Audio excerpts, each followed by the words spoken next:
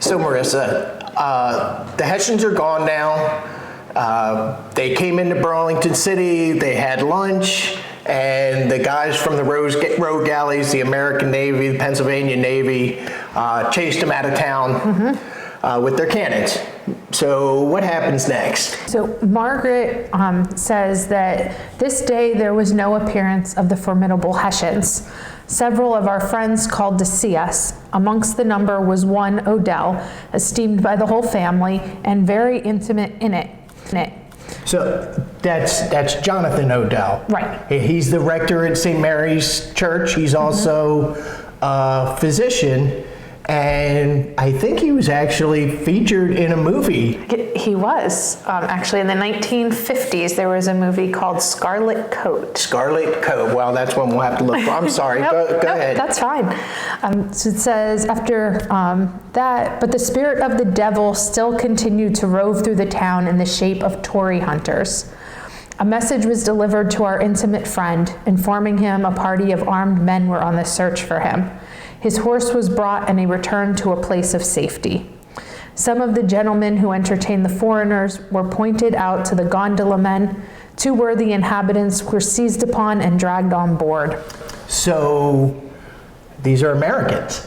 These are the guys from the Pennsylvania Navy, the road galleys. These are Americans going into an American town and arresting other Americans they suspect of being loyal to the crown. It's a little unnerving. Yeah. Okay, I'm sorry, go ahead. So we had various reports of the advancing and retiring of the enemy. Parties of armed men rudely entered the town and diligent search was made for Tories. Some of the gondola gentry broke into and pillaged Richard Smith's house on the bank. To give a more particular account of the manner by and by, about noon this day, meaning the 16th of December, a very terrible account of thousands coming into town and now actually to be seen on Gallows Hill. So Gallows Hill in Burlington, if you're familiar with Burlington, that's where the cemetery is on Jacksonville. I guess that's Jacksonville and Old York Road, just right there. And that was Gallows Hill, so I'm assuming they did hangings there. Yep, that's interesting. That's where the name comes from. Okay. Yep. So my incautious son caught up the spyglass and was running toward the mill to look at them. I told him it would be liable to misconstruction. But he prevailed on me to allow him to gratify his curiosity. He went, but returned much dissatisfied, for no troops could he see. As he came back, poor Dick took the glass and, resting it against the tree, took a view of the fleet. Both of these were observed by the people on board, who suspected it was an enemy that was watching their motions. They manned a boat and sent her on shore. A loud knocking at my door brought me to it.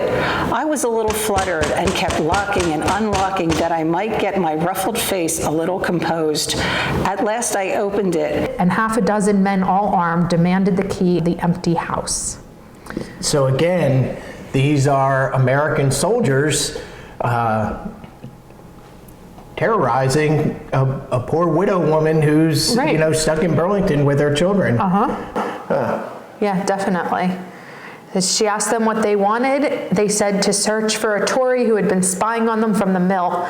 The name of a Tory so dear my own door seriously alarmed me, for a poor refugee dignified by that name had claimed the shelter of my roof and was at the very time concealed like a thief in an auger hole. So she has a Tory in her house that she's hiding from the Americans. Whose side is she on anyway? That's a good question. It's hard to tell. In reading this part, you would think she goes one way, but in other parts throughout her diary, you start seeing that maybe she's, sometimes it makes it sound like she's American and strictly for the colonists. Other times she's helping British and Hessian soldiers. So it's hard to tell sometimes which side of the war she's actually on. And she was a Quaker. So I guess in general she would be against war. Right, right, exactly. Right. Okay, I'm sorry, go ahead. Yep. Figure out where I was.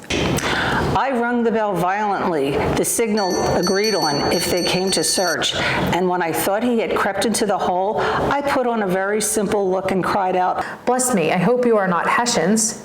Do we look like Hessians? Asked one of them rudely. Indeed, I don't know. Did you ever see a Hessian? No, never in my life, but they are men, and you are men, and maybe Hessians for anything I know. And I'll go with you into Colonel Cox's house, though indeed it was my son at the mill. He is but a boy and meant no harm. He wanted to see the troops. So I marched at the head of them, opened the door, and searched every place, but we could find no Tory. Strange where he could be. We returned, they greatly disappointed. I pleased to think my house was not suspected. Yeah, so that is really a scary moment for her, certainly. Whether she thinks she's doing right by harboring this fugitive, Jonathan Odell, from this marauding group or not, yeah, it must have been very terrifying. Well, I can't wait to see, I guess the question really for next time, I hope we can answer is, whose side is she on? Right.